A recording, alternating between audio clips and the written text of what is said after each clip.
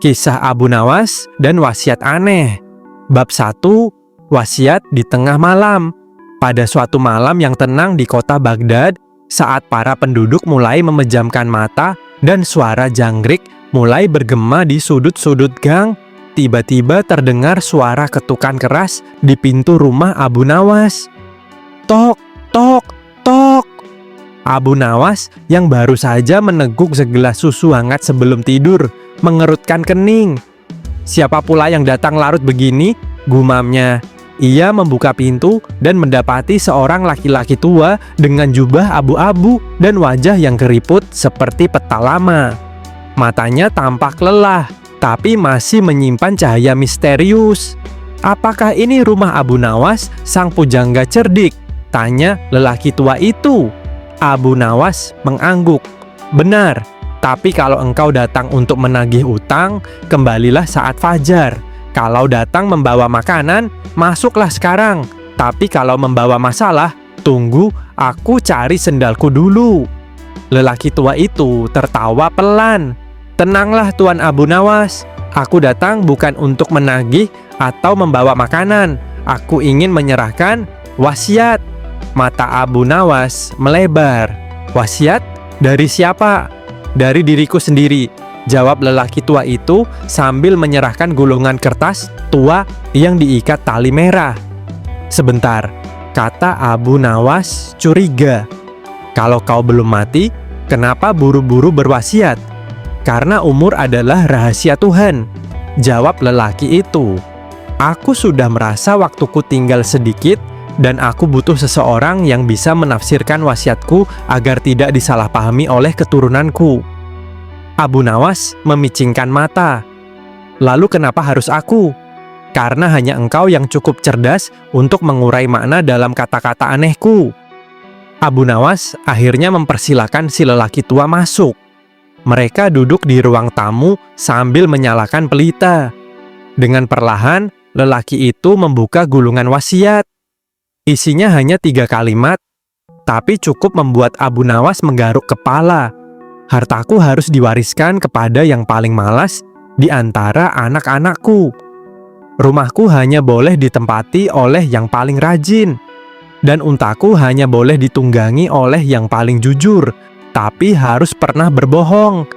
Abu Nawas membacanya berulang kali. Ini bukan wasiat. Ini teka-teki malam Jumat. Lelaki tua itu hanya tersenyum. Nah, makanya aku kesini.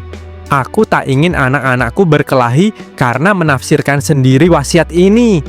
Engkaulah yang harus menyelesaikannya. Abu Nawas menghela napas panjang.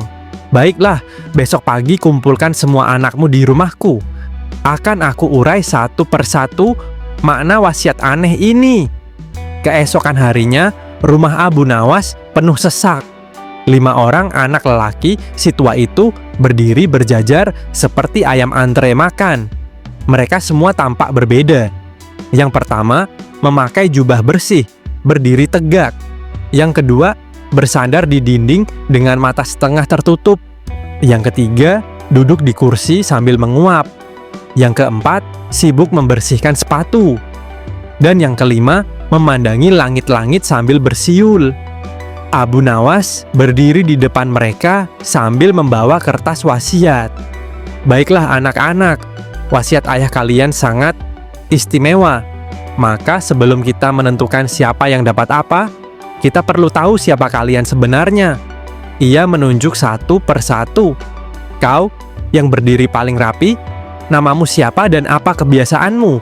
Aku Ahmad, aku bangun paling pagi, menyapu halaman, mencuci piring, bahkan memberi makan ayam sebelum orang lain bangun. Abu Nawas mencatat, kau yang bersandar itu, aku Khalid, aku lebih suka tidur. Kalau bisa, aku ingin dunia ini seperti bantal, empuk dan tak pernah menyuruhku bangun. Kau yang duduk sambil menguap, aku Yusuf, aku sebenarnya ingin rajin, tapi niatku selalu kalah oleh kasur. Yang bersih-bersih sepatu, aku Umar, aku sangat peduli kebersihan dan detail. Dan kau yang bersiul, aku Said, aku lebih suka merenung dan ya bersiul. Abu Nawas mengangguk. Oke, kita mulai dari kalimat pertama. Hartaku harus diwariskan kepada yang paling malas di antara anak-anakku. Kelima anak itu saling pandang. Tiba-tiba Yusuf dan Khalid langsung berdiri. Aku paling malas, seru Khalid. Tidak, aku lebih malas, bantah Yusuf. Abu Nawas tertawa. Hebat, ini pertama kali aku lihat orang berebut gelar si paling malas. Keduanya saling adu argumen. Dari jumlah jam tidur, siapa yang paling sering telat salat subuh, hingga siapa yang belum pernah angkat gelas sendiri. Abu Nawas angkat tangan. Berhenti, aku akan mengujimu. Siapa di antara kalian yang paling enggan melakukan apapun, bahkan untuk mendapatkan harta? Khalid mengangkat tangan lemas. Kalau bisa, hartanya dikirim saja. Aku malas datang ke rumah warisan. Abu Nawas tersenyum. Baik, kau yang paling malas. Maka menurut wasiat, harta ayahmu jatuh padamu. Alhamdulillah, Khalid nyaris pingsan karena terlalu lelah senang. Lalu Abu Nawas pun membaca kalimat kedua. Rumahku hanya boleh ditempati oleh yang paling rajin. Ahmad langsung maju. Itu pasti aku yang paling rajin. Tapi Umar menyela. Tunggu, aku juga rajin. Bahkan aku bersih-bersih rumah setiap hari. Rajin bersih-bersih belum tentu rajin bangun pagi, bantah Ahmad. Rajin bangun pagi belum tentu rajin berpikir, sahut Umar. Abu Nawas menepuk meja. Berhenti, aku akan mengujimu juga. Ia memberi keduanya tugas. Ahmad disuruh membersihkan halaman, Umar membersihkan ruang tamu. Dalam waktu singkat, Ahmad menyapu halaman hingga mengkilap. Umar mengelap semua perabotan hingga bersinar. Tapi tiba-tiba, mereka saling menyalahkan karena hasil pekerjaan yang berbeda gaya. Abu Nawas akhirnya berkata, karena kalian berdua sama-sama rajin, tapi suka bersaing, rumah ini terlalu sempit untuk dua ego. Maka rumah akan ditempati oleh Ahmad. Umar akan diberi uang sewa setiap bulan. Semua setuju. Kemudian Abu Nawas membaca kalimat ketiga, yang paling aneh. Dan untaku hanya boleh ditunggangi oleh yang paling jujur, tapi harus pernah berbohong. Semua terdiam. Akhirnya Said angkat bicara. Aku pernah berbohong, tapi sejak itu aku tak pernah melakukannya lagi. Aku bahkan jujur soal semua hal, termasuk kalau aku sedang tidak salat. Abu Nawas memandang tajam. Kau jujur, bahkan soal kekuranganmu. Itu jujur yang luar biasa. Yang lain juga mengaku pernah berbohong, tapi tidak ada yang berani mengaku sejujur Said. Maka Abu Nawas berkata, untanya jatuh pada Said. Semua pembagian selesai, tapi sebelum bubar, salah satu anak bertanya, wahai Abu Nawas, kenapa ayah kami membuat wasiat seaneh itu? Abu Nawas tersenyum, karena harta bukan hanya soal siapa yang menginginkannya, tapi siapa yang layak. Dan wasiat ini adalah cara sang ayah menguji kalian, tanpa terlihat menguji. Mereka semua terdiam, termasuk si ayah yang duduk di sudut ruangan, tersenyum tenang. Namun belum selesai, tiba-tiba lelaki tua itu berdiri dan berkata, tapi tunggu Abu Nawas, aku belum selesai. Ada bagian rahasia dari wasiatku yang belum kau baca. Abu Nawas menatapnya tajam. Rahasia? Apa maksudmu? Si lelaki tua mengeluarkan gulungan kedua. Di dalamnya tertulis sesuatu yang lebih membingungkan dari sebelumnya. Bab 2, rahasia wasiat kedua dan kebohongan terakhir. Setelah suasana kembali tenang dan pembagian warisan dianggap selesai, si lelaki tua, yang ternyata belum sekarat seperti dugaan sebelumnya, bangkit dari tempat duduknya sambil tertawa pelan. Abu Nawas, katanya, terima kasih atas bantuanmu, tapi sebenarnya masih ada satu wasiat lagi yang belum kubuka kepada anak-anakku. Abu Nawas mengerutkan kening. Tunggu, jadi selama ini aku hanya memecahkan bab pertama? Lelaki tua itu mengangguk dengan ekspresi seperti penjual rempah yang baru saja menaikkan harga. Benar, dan bab kedua ini jauh lebih rumit. Ia lalu menyerahkan gulungan kedua. Warnanya lebih tua, tulisannya lebih kecil, dan baunya seperti sandal tua yang habis kehujanan. Abu Nawas perlahan membukanya dan membaca lantang.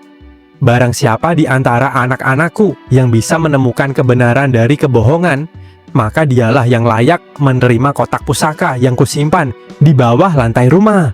Anak-anak lelaki tua itu langsung bersorak. "Kotak pusaka?" tanya Ahmad. "Di bawah lantai?" sahut Khalid setengah panik. "Kebenaran dari kebohongan?" tanya Umar dengan wajah seperti sedang menelan lemon. Abu Nawas memandangi mereka satu persatu. "Tenang, jangan tergesa-gesa. Wasiat ini jelas mengandung teka-teki, dan kalian tak akan menemukannya hanya dengan menggali lantai pakai sendok."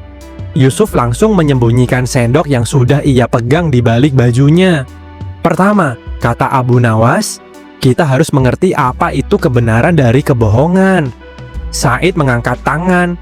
"Mungkin maksudnya sebuah kebohongan yang jika ditelusuri justru membawa pada kebenaran?"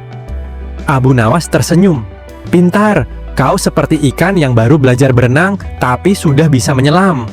"Terima kasih, aku juga bisa bersiul sambil menyelam," jawab Said bangga. Untuk mengungkap rahasia ini, Abu Nawas mengatur satu ujian terakhir. Setiap anak harus menceritakan satu kebohongan yang pernah mereka ucapkan dan menjelaskan pelajaran apa yang mereka dapat darinya. "Satu kebohongan," kata Abu Nawas, "tapi harus jujur bahwa itu pernah terjadi." Kelima anak pun maju satu persatu. "Satu, Ahmad, aku pernah mengatakan kepada ibuku bahwa aku sudah salat, padahal aku belum. Tapi karena merasa bersalah, aku langsung melaksanakannya. Sejak itu, aku tak pernah bohong lagi soal ibadah." Abu Nawas mencatat. 2. Khalid, aku pernah berkata pada guru di madrasah bahwa aku sakit perut, padahal aku hanya malas menghafal. Tapi saat aku pulang, aku benar-benar sakit perut karena rasa bersalah. Bohong yang membawa akibat, gumam Abu Nawas. 3. Yusuf, aku pernah bilang ke teman-temanku bahwa aku punya unta balap yang bisa terbang. Mereka percaya sampai hari ini. "Unta balap terbang?" tanya Umar. "Iya, aku namai dia Jeta." Abu Nawas tertawa sambil mencatat, "Fantasi liar, tidak membawa kebenaran apa-apa." Dordunju Umar, "Aku pernah memalsukan tanda tangan ayah di surat izin sekolah. Tapi setelah itu aku dihukum dan diminta membuat 100 kaligrafi bertuliskan kejujuran adalah cahaya. Sejak saat itu, aku sadar."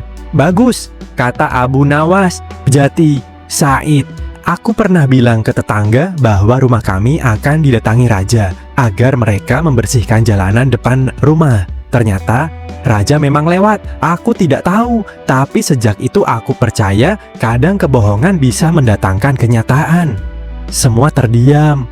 Abu Nawas menutup catatannya. Dari semua cerita, hanya satu yang menunjukkan bahwa sebuah kebohongan secara tak sengaja membawa kebenaran. Ia menatap Said. "Engkaulah yang layak membuka kotak pusaka." Para saudara lain sempat protes, tapi Abu Nawas menjelaskan logikanya. Wasiat mengatakan kebenaran dari kebohongan. Satu-satunya kisah yang menghasilkan kebenaran nyata dari kebohongan adalah Said. Ia tidak tahu bahwa raja akan lewat, tapi ucapannya jadi kenyataan. Ini pelajaran bahwa tak semua yang tampak bohong adalah sia-sia.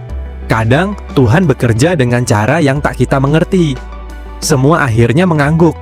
"Lalu, apa isi kotaknya?" tanya Yusuf. Matanya berbinar seperti anak kecil melihat kue. Dengan pengawalan Abu Nawas, mereka menggali lantai rumah si lelaki tua. Di sana, benar-benar ada sebuah kotak kayu berukir, terkunci rapat dengan kunci besi. Saat dibuka, semua ternganga. Isinya cermin. Ya, hanya sebuah cermin bundar berbingkai emas. Di balik cermin tertulis pesan, "Jika kau menemukan kebenaran dalam kebohongan, maka lihatlah siapa yang berhasil menemukan makna sejati hidup. Dirimu sendiri." Mereka semua terpaku. Abu Nawas tertawa kecil. "Wah, ini bukan pusaka berisi emas, tapi pusaka berisi hikmah." Si lelaki tua pun berkata, "Cermin ini milik kakekku, dan ia selalu berkata, jangan cari harta di luar dirimu, karena yang paling berharga adalah kejujuran yang memantul dari wajahmu sendiri." Setelah peristiwa itu, anak-anak lelaki tua itu berubah. Ahmad semakin rajin dan jadi ketua komunitas kebersihan. Khalid membuka usaha bantal dan guling. Yusuf menulis kisah petualangan unta, terbang, dan jadi penulis anak-anak. Umar menjadi penyalin kitab suci profesional, dan Said, ia membuka lembaga pelatihan kejujuran. Dan si lelaki tua, ia belum mati, justru semakin segar karena merasa lega. Ia pindah ke tepi kota dan mulai belajar bermain rebana. Abu Nawas, ia duduk di atas atap rumahnya, memandang langit Baghdad sambil berkata, terkadang kebohongan yang tidak disengaja bisa lebih jujur dari kejujuran yang dibuat-buat. Tapi hanya orang bijak yang tahu bedanya. Kemudian ia menyesap tehnya, lalu tertidur dan bermimpi punya unta terbang bernama Jeta II.